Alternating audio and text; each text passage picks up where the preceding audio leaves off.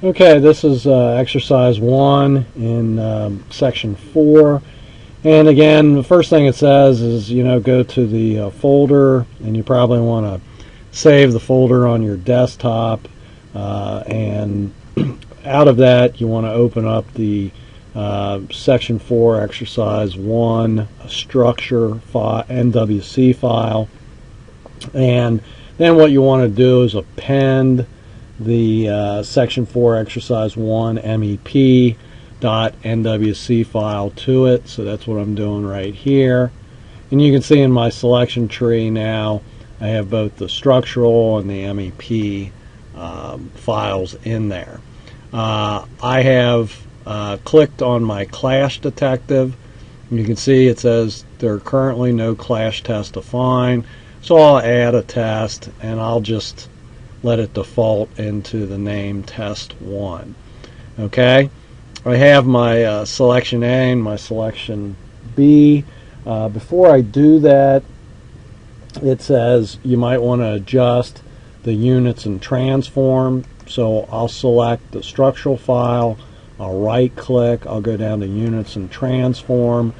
Notice that this one's at 100 feet 0 inches in the Z direction. Now let's go back up to the view cube. I'll hit the little house button. That'll give me the 3D view. And you can see that the structure and then the MEP file aren't on the same plane. Well, let's go back to units and transform. And again, the Z direction's at 100 feet for the structure. If I go down to the MEP file, you'll notice it's at 0 feet. So what that means is, like we've done in the book already, I've got to transform my structure model down to the same plane or the same elevation, I guess you could say, as my MEP file. So I'll make this 0 like the MEP file was. I'll say OK. And then you can sort of see that it's been dropped.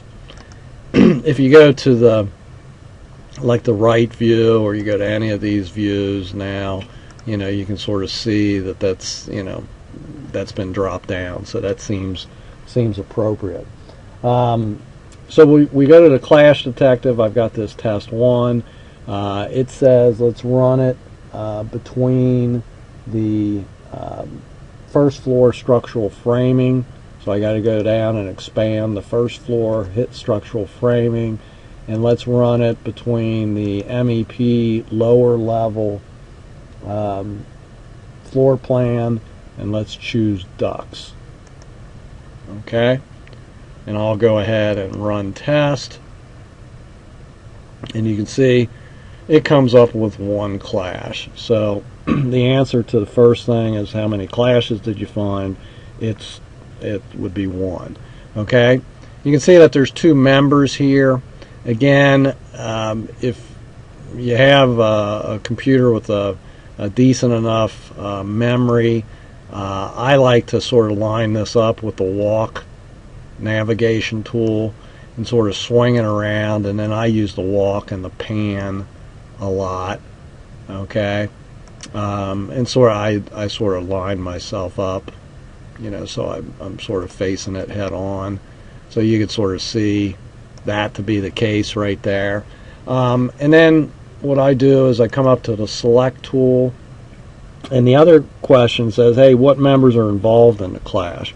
Well, you can select a member, and here you can see it's a wide flange member, which it's a beam. You sort of knew that just by looking at it. But then if you expand this out, you can see it's a W10 type of beam. Okay, now there are other ways to take a look at that. You can come up to properties, and with that selected, you can see under the element tab, you can see the name, the type. It's a W10. Okay, and you can click through here, but I mean generally it's a wide flange. So that's it. You could also, as this is selected, it's sort of shaded blue here, you can go back to the selection inspector, and that very quickly tells you again it's a wide flange. It's in the structural framing category. It's a W10. So either one of those ways would tell you that that's sort of what you got there. So it's a W10. If you go down and now select the duct, it certainly looks like a round duct. Again, you can do the selection inspector, and it just says, hey, it's a round duct. It doesn't really tell you the size, so we might want to see if we can expand the round duct. We don't see anything when we expand that. Okay, so you could try the properties tab. Okay, and I'm not seeing a whole lot under item. If I hit the element tab, that's a little bit better, because you can see here it says overall size 10-inch diameter. Okay, and even down here hydraulic diameter. So that would be it. Now another way to do this is to actually go to the review tab, and you can actually measure that duct. You could say, I know it's round, so you can go to measure when you get the little box here, and again, this measuring tool is not perfect, but 9 and 15/16 inches, I mean, you pretty well know that's a 10-inch diameter duct. All right, so anyway, that's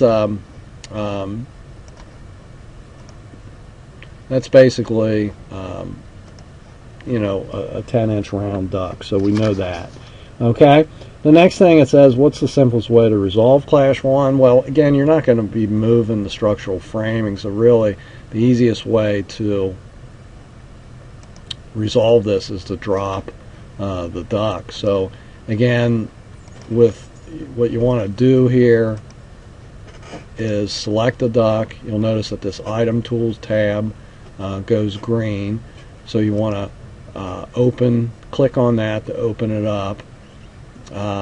Under this transform, now you can see this item tools, you're going to want to move that down.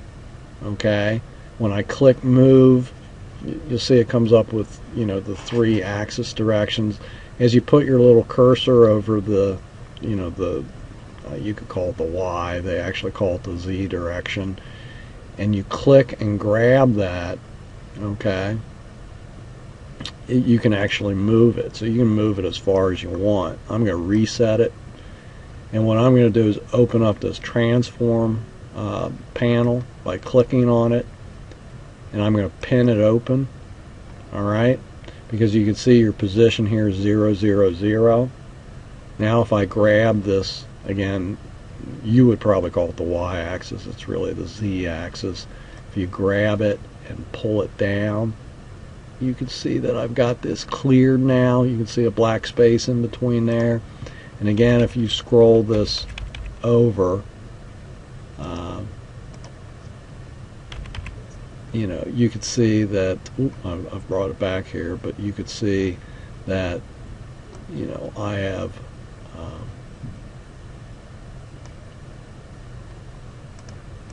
you can see that it's a 9/16 inch. It clears it easily. Okay, so probably anywhere from about a 1/2 inch, maybe even 7/16 of an inch to 9/16 would work easily. A lot of times with these ducts, they have insulation on them, so you probably want to drop them, so that you do have a clear distance in here. All right.